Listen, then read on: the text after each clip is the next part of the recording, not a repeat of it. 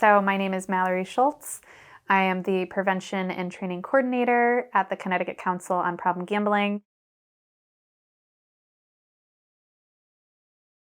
The College Campus Gambling Prevention Initiative really came about because of the expansion that happened in 2021 in Connecticut that expanded online sports betting, online casinos.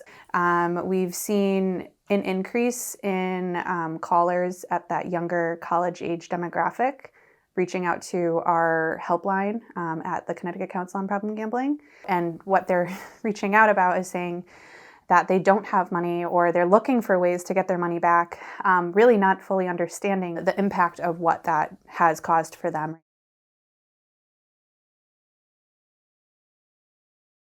Gambling really is a hidden addiction. You can't smell it on someone's breath. You can't, if you're a clinician or you're a provider, you can't do a urinalysis. And a lot of times family members will have no idea that this is going on. They may notice that money is missing. They may get those conversations where they're maybe asking to borrow money, but maybe gambling isn't the first thing that comes to mind. Gambling lights up the brain the same way that cocaine does. When folks are using substances, they might overdose, right? So in gambling, you can't overdose, but unfortunately what we have seen is that there is a link between suicide and gambling.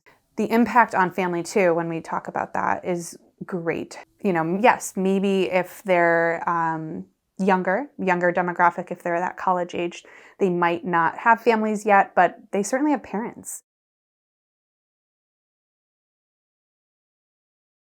When we're thinking about how we are approaching prevention and things like raising awareness or campaigns or being able to increase education, our goal is really to let them know about the different types of gambling that exist. So even that is really important.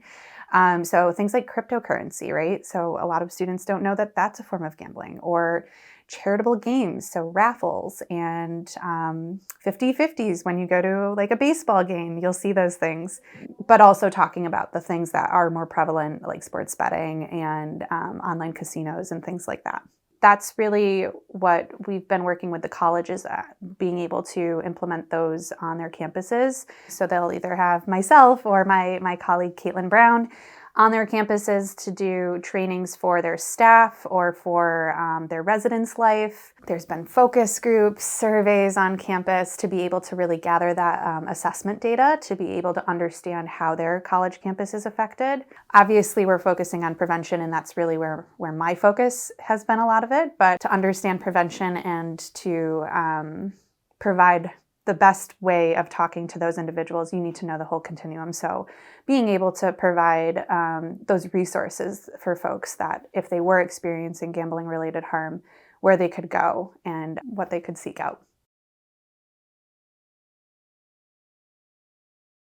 I think some of our biggest successes has been a couple of the colleges were able to make some policy changes to their student handbook. So that was big. When we think about the different strategies, policy is usually one of the difficult ones. So for them to be able to take some of that language that was revolving around alcohol and substances, they were able to integrate some of the gambling language. I know one of the colleges was able to go a step further and then disseminate that information out to the campus at large on their different media devices. So it really was able to raise awareness. Some of the colleges in the program did work with their financial literacy office to have trainings with their group so that they can then disseminate it to their students. I know that some of the colleges did come out of the grant period with a committee that was focused on this. Anytime they're talking about this on campus, though, is a big win for us because we just are